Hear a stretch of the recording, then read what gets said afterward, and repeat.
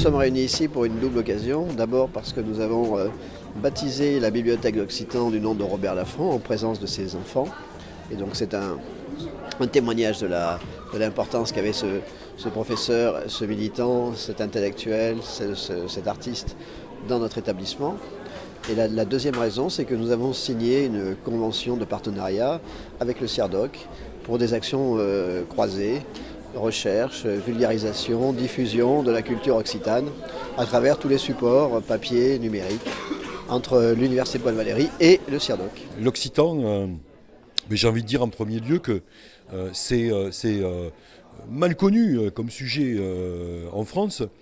C'est un sujet beaucoup plus connu finalement dans les autres pays du monde, avec la civilisation occitane, par exemple celle des troubadours, etc. L'occitan, par exemple, est enseigné depuis, en chaire universitaire depuis les années 30 au Japon. Voilà. Et effectivement, très tardivement en France, il a fallu attendre la loi d'Exon en 1951 pour que des possibles s'ouvrent pour la langue occitane, mais ainsi que pour la langue bretonne, basque, corse, etc. Voilà. Avec en permanence des remises en question d'ailleurs de ce droit-là, qui est un droit à mes yeux absolument fondamental, le droit à connaître la langue et la culture historique de son territoire. Alors son territoire c'est quoi ?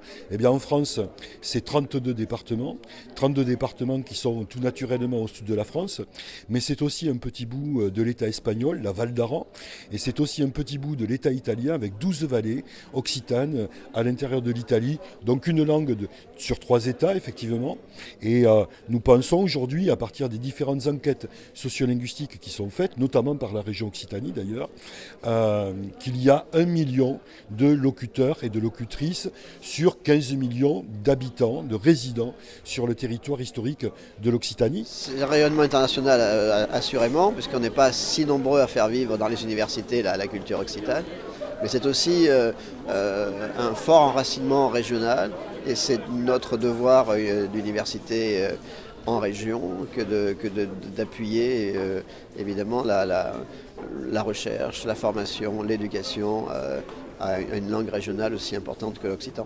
Au niveau économique, effectivement, il y a un lien absolument évident. Pour qui réfléchit à la question de la politique économique et de son développement, réfléchit évidemment en termes de logique de communication également. Puisque quand vous produisez, il faut faire certes de la plus-value, mais pour faire de la plus-value, il faut également vendre et valoriser son produit.